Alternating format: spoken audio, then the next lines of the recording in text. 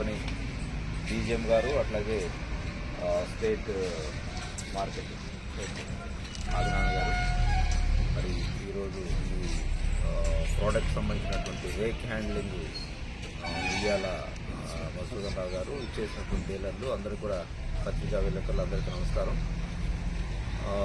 Ammonium sulphate అనేది ఇప్పుడు కాదు, ఏనాటి నుంచో మొట్టమొదట యూరియా కంటే ముందు వచ్చినటువంటిది అమ్మోనియం సల్ఫేట్. వాస్తవం దీన్ని అమ్మోనియం సల్ఫేట్ని ఎక్కువ మనకి నార్మల్లో, పర్టికులర్గా వరి నార్మల్ కావచ్చు, అట్లాగే మిరప కానీ ఏదైనా సరే నార్మల్ దశలో ఉన్నప్పుడు ఎక్కువ అమ్మోనియం సల్ఫేట్ అనేటువంటి వినియోగించడం అనాదిగా రైతులు చేస్తున్నటువంటి కార్యక్రమం. మిరప కావచ్చు, వరి కావచ్చు, అట్లాగే పొగ నార్మల్ కావచ్చు, ఇతర సంబంధమైనటువంటి పంటలన్నింటినీ కూడా నార్మల్ దశలో ఈ యొక్క అమ్మోనియం సల్ఫేట్ యొక్క వాడకం చాలా ఎక్కువగా ఉంటుంది. తర్వాత ఇప్పుడు కంపెనీ వారు గతంలో ఇందాక మన ముందు చెప్పినట్టుగా క్రిస్టల్ రూపంలో ఉన్నటువంటి అమ్మోనియం సల్ఫేట్ని ఇప్పుడు గ్రాన్యుల్ రూపంలో తీసుకురావడం వల్ల రైతులు వినియోగించుకోవడానికి ఇది ఒక అనుకూలమైనటువంటి విధానం ఒకటి. రెండవది, ఈ అమ్మోనియం సల్ఫేట్లో 20.5% నత్రజని ఉంది, అట్లాగే 23% సల్ఫర్ ఉంది. జనరల్గా యూరియాలో మనకున్నది ఓన్లీ నత్రజని మాత్రం. యూరియా తీసుకుంటే నత్రజని 46% ఉంటుంది, కానీ దీనిలో నత్రజనితో పాటుగా సల్ఫర్ కూడా ఉన్నటువంటి అడిషనల్ అడ్వాంటేజ్ దీనికి ఉన్నటువంటి పరిస్థితి ఉంది. అందువల్లే దీన్ని ఈ సల్ఫర్ అనేటువంటి ప్రోడక్టు నూనె గింజల ఉత్పత్తికి కానీ, అట్లాగే గింజ బాగా పోసుకోవటానికి, గింజ బాగా తయారవడానికి కూడా ఉపయోగపడేటువంటి పరిస్థితి ఉంటుంది.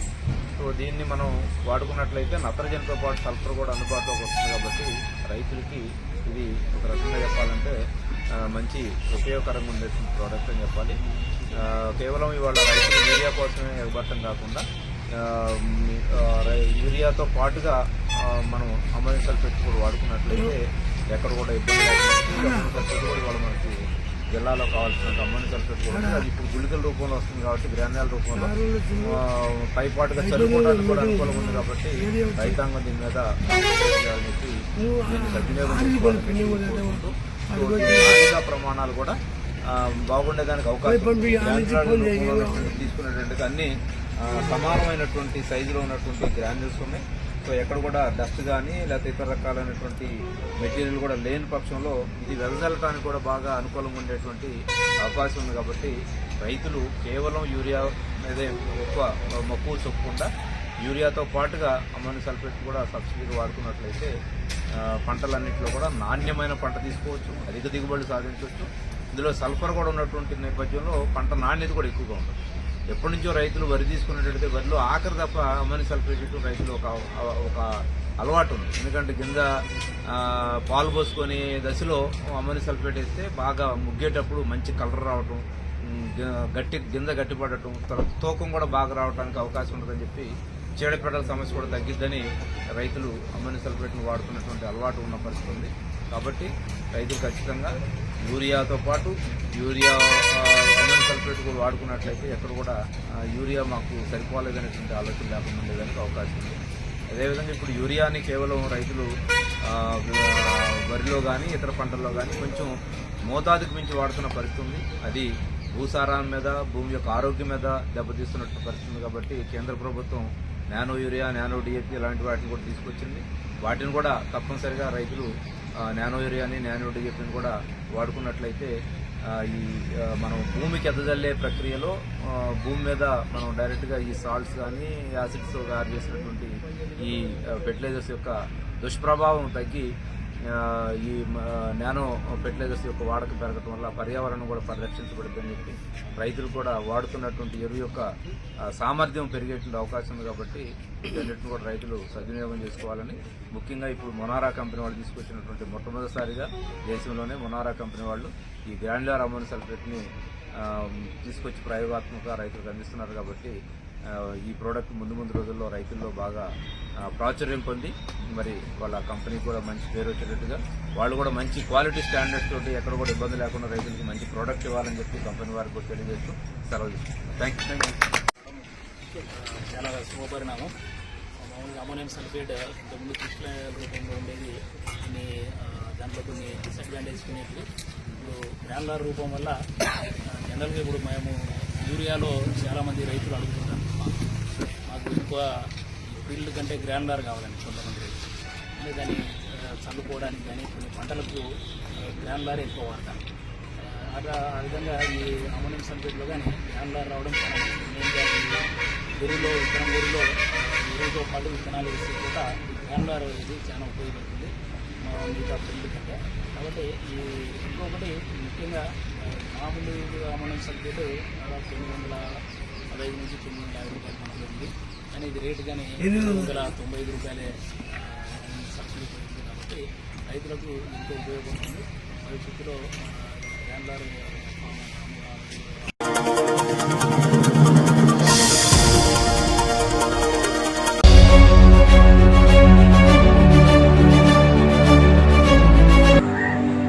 కొద్దిగా జరుగుతున్నా వాళ్ళిద్దరు అట్లా తీసుకుంటారు చట్నీ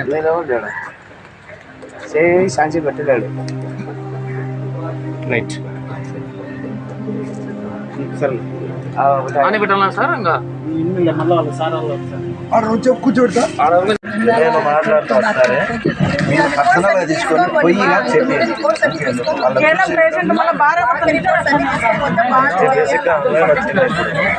ఇప్పుడు రన్నింగ్ లో ఉందంటున్నారు కదా స్లాట్ ఆన్లైన్ అంటే ఆడికి పోతే వాళ్ళు నీకు పర్సెంటేజ్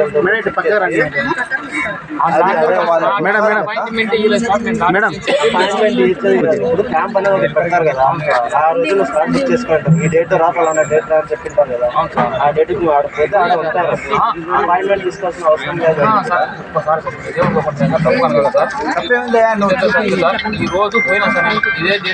నమస్కారం సార్, నా పేరు ఏలూరు అనువర్ భాష సార్. నా పేరు మా దొన్నిపాడు గ్రామం సార్. మా నాయనకు 2 సంవత్సరాల నుంచి బ్రెయిన్ స్ట్రోక్ వచ్చింది సార్. బ్రెయిన్ స్ట్రోక్ వచ్చినప్పుడు చూపించాను శాంతిరామ్ హాస్పిటల్లో సర్జరీ జరిగింది సార్ 2 సంవత్సరాల కిందట. బాగానే కొలుకుని అనుకున్నాం కానీ మంచంలో ఉన్నాడు సార్. మా అమ్మకు టీబీ రోగం వచ్చి అంతకుముందు మా అమ్మ కానీ మెత్తబడింది సార్. మళ్ళీ ఇప్పుడు మా అమ్మకు కానీ పూర్తిగా దీర్ఘకాలిక వ్యాధితో ఇబ్బంది పడతాం సార్. మా అమ్మకు ఆపరేషన్ చేయించాం సార్, మా నాయనకు ఆపరేషన్ చేయించాం సార్. నాకు రీసెంట్గానే సార్ 2 సంవత్సరాల కింద నాకు గ్రానైట్ పనిచేస్తుంది సార్. నాకు బండలు పడి 7 బండలు పడి నాకు సర్జరీ జరిగింది సార్ సంవత్సరాల కిందటనే. నాకు జరిగిన 10 రోజుల లోపలే మా నాయనకు జరిగింది సార్. మాకున్న బంగారము ఇల్లు తాకట్టు పెట్టి అన్నీ చూపిస్తున్నాం సార్. ఇప్పుడు ఏం మాత్రలకు కానీ లేక ఇబ్బంది పడుతున్నాం సార్. మా నాయనకు పెన్షన్ కోసం సదరం స్లాట్ బుక్ చేసుకున్నాం సార్ 5 నెలల కిందట. 5 నెలల కిందట బుక్ చేసుకొని పోయినాం సార్. కానీ సదరం స్లాట్ పోయిన తర్వాత ఆఫీసర్ గారు పోతే ఇంకా నంద్యాల గవర్నమెంట్ ఆసుపత్రిలో ఈరోజు కాదు రేపు మేము చెప్పినప్పుడు మీరు రావాలా, మీరు ఎప్పుడంటే రాకూడదని చెప్తున్నారు సార్. నాకు నేను పింఛను తిరిగి విరక్తి పుట్టింది సార్. నాకు ఏ విధమైన సహాయం లేదు. నాకు 1 సెంటు పొలం లేదు, ఏం లేదు సార్. నేను మందు తాగి చనిపోవాలనుకుంటున్నాను సార్. కానీ నా తల్లిదండ్రులు ఈ విధంగా వదిలిపెట్టి పోకూడదు.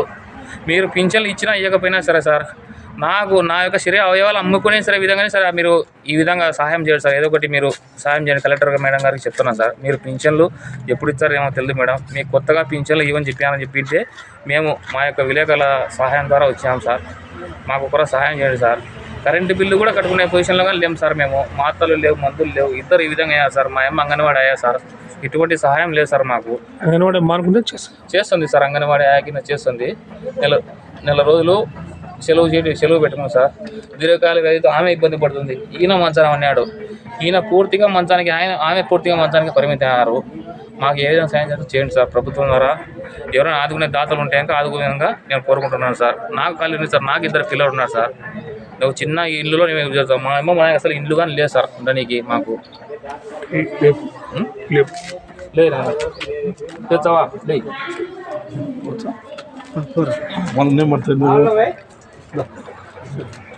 వీళ్ళ ఒక్క కాల కృత్యాలు కానీ వీళ్ళు చేసుకోలేకుండా ఆ విధంగా ఉన్నారు సార్. ఇప్పుడు మా అమ్మ ఉర్వస్తలు లేదు సార్. అసలు కాళ్ళు కానీ లేవు సార్. ఆమె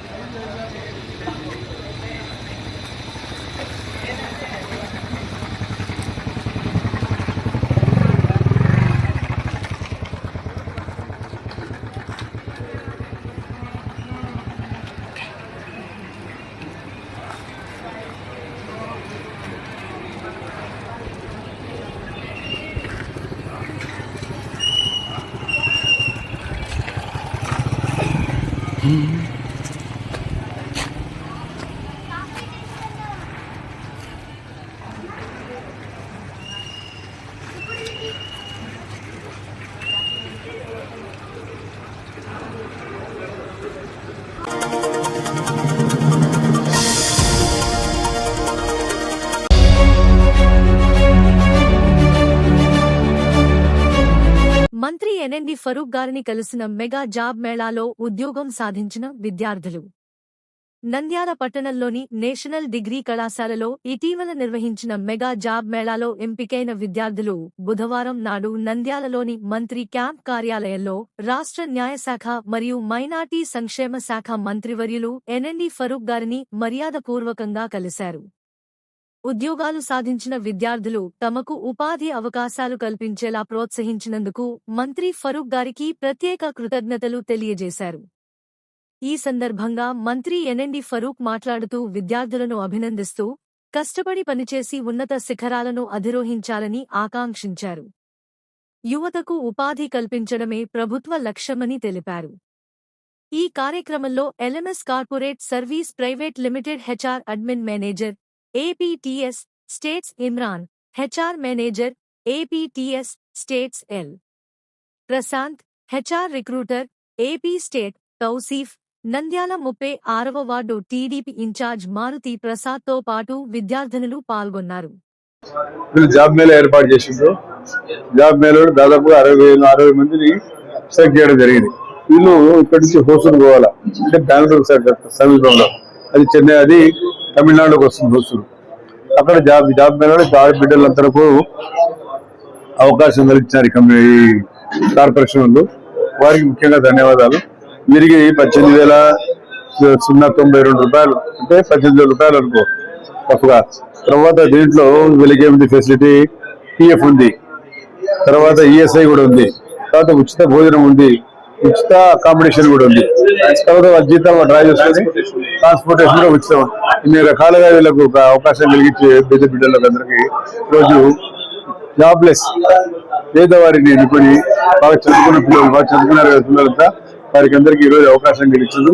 ప్రత్యేకంగా LMS cooperative services private limited వారికి ప్రత్యేకంగా ధన్యవాదాలు చేశాను. ఈ పిల్లలకందరికీ ఈరోజు అవకాశం కలిగించినందుకు.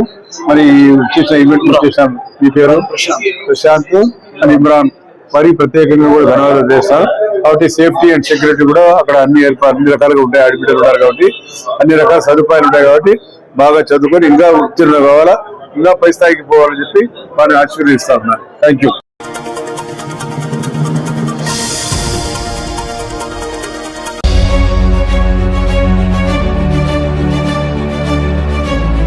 నంద్యాల పట్టణ నూతన ట్రాఫిక్ సర్కిల్ ఇన్స్పెక్టర్ సిఐ గా బాధ్యతలు చేపట్టిన చాంద్ బాషా గారు మంగళవారం నాడు రాష్ట్ర న్యాయశాఖ మరియు మైనారిటీ సంక్షేమ శాఖ మంత్రివర్యులు ఎన్ఎండి ఫరూక్ గారిని వారి నంద్యాల క్యాంప్ కార్యాలయం నందు మర్యాదపూర్వకంగా కలిశారు. అనంతరం పట్టణంలో ట్రాఫిక్ నియంత్రణ, వాహనదారుల ఇబ్బందులు మరియు రోడ్డు భద్రతపై మంత్రి ఫరూక్ గారు సైతో చర్చించారు. ప్రజలకు ఎటువంటి అసౌకర్యం కలగకుండా ట్రాఫిక్ నిబంధనలను కఠినంగా అమలు చేస్తూనే అవగాహన కార్యక్రమాలు చేపట్టాలని మంత్రి ఫరూక్ సూచించారు. నంద్యాల పట్టణ అభివృద్ధిలో భాగంగా ట్రాఫిక్ వ్యవస్థను మరింత మెరుగుపరిచేందుకు తన పూర్తి సహకారం ఉంటుందని మంత్రి ఫరూక్ తెలిపారు.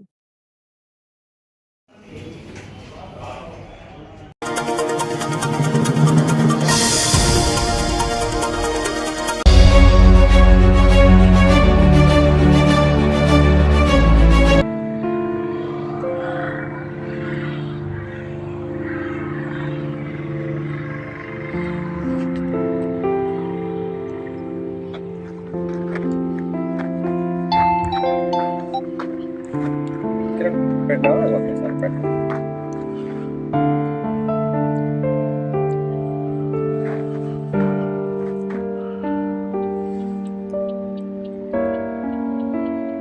Check out the 2026 Honda HR-V, Honda's latest compact SUV that's turning heads with its mighty.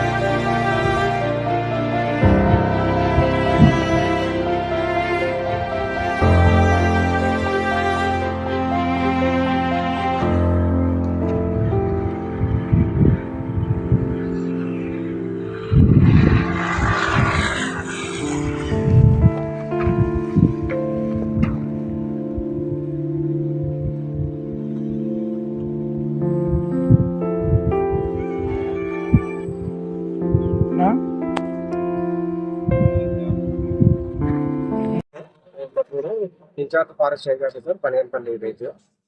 ఇక్కడ మన కోయిలకొండ నుంచి ఆళ్ళగడ్డకు దారిలో గోర్లపాడు సమీపంలో పొలాల్లో కృష్ణజింక చనిపోయింది అనేటువంటి సమాచారంతో పోలీసు వారు మాకు ఇచ్చిన సమాచారంతో మేము ఈ ప్రాంతానికి వచ్చినాము.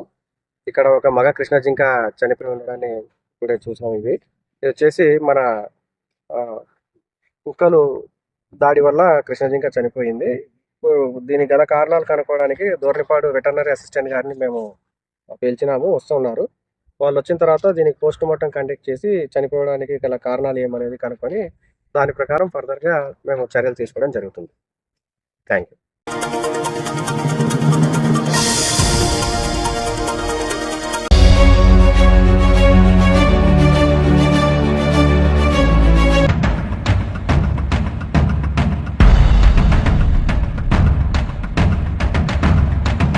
దళారులకు పంటను అమ్మి మోసపోయిన నంద్యాల జిల్లా వెలుగోడు మండలం అబ్దుల్లాపురం గ్రామ రైతులు.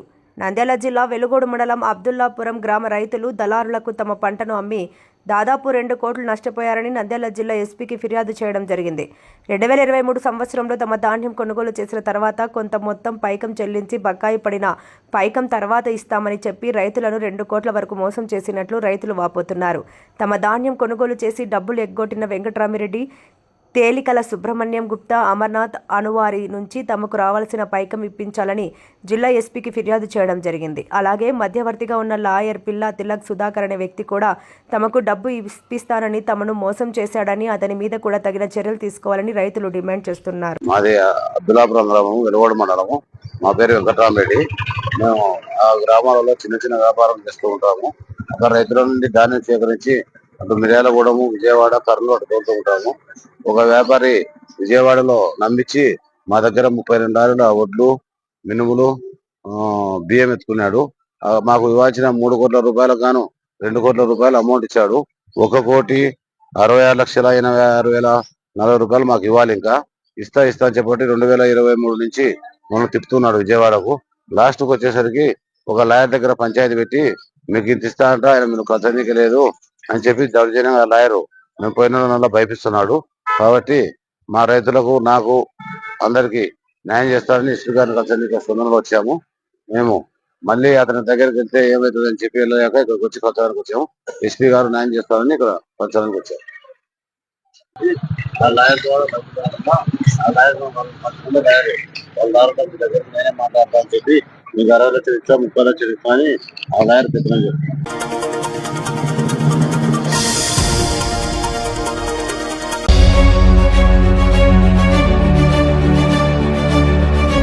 నూట 4 వైద్య సేవలు రాష్ట్ర ప్రభుత్వము ఏర్పాటు చేయడం జరిగింది.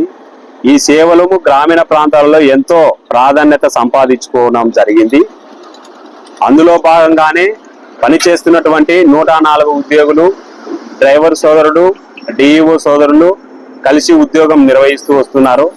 ఈ డ్రైవరు, డిఈఓలకు 104 వాహనాన్ని భవ్య అనే కంపెనీ యాజమాన్యం వారు కాంట్రాక్ట్ ఒప్పందం ప్రభుత్వం ద్వారా చేసుకోవడం జరిగింది. ఈ ప్రభుత్వ ఒప్పందంలో మాకు ఇచ్చినటువంటి RFE నిబంధనల ప్రకారము చేయవలసినటువంటి నియమ నిబంధనలకు విరుద్ధంగా కంపెనీ యాజమాన్యం వారు పాల్పడడం జరుగుతూ ఉంది. ఆ ఉద్దేశంగానే ఈరోజు రాష్ట్రంలోని ప్రతి జిల్లాలో 104 ఉద్యోగులందరూ కూడా రోడ్లపైకి వచ్చి కలెక్టర్ ఆఫీసుల దగ్గర నిరసన కార్యక్రమాన్ని ఏర్పాటు చేయడం జరిగింది. ఈ నిరసన కార్యక్రమంలో ముఖ్యంగా చెప్పవలసినది ఏమనగా కంపెనీ చేస్తున్నటువంటి అక్రమ చర్యలను తొలగించాలని, దీనిపైన ప్రభుత్వం వెంటనే స్పందించాలని కోరుకోవడం జరుగుతూ ఉంది. కంపెనీ ఉద్యోగులకు 15 రోజుల లీవ్ పాలసీని ఏర్పాటు చేయాలని కోరుకోవడం జరుగుతూ ఉంది. ఉద్యోగి యొక్క లీవ్ పాలసీ లేకపోవడం వల్ల మానసిక ఒత్తిడికి గురి కావడం కూడా జరుగుతూ ఉంది. అదే విధంగా బఫర్ ఉద్యోగులను కూడా నియమించాలని కూడా తెలియజేయడం జరుగుతూ ఉంది.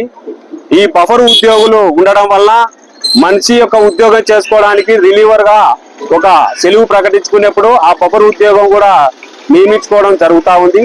అటువంటి చర్యలకు పాల్పడుతూ బఫర్ ఉద్యోగులను కానీ లీవులు కానీ ఇవ్వకుండా ఈ కంపెనీ యాజమాన్యం ఉద్యోగుల పైన ఇలాంటి తీవ్రమైన ఒత్తిడి తీసుకురావడము 104 సంఘంగా మేము తీవ్రంగా ఖండిస్తున్నాము.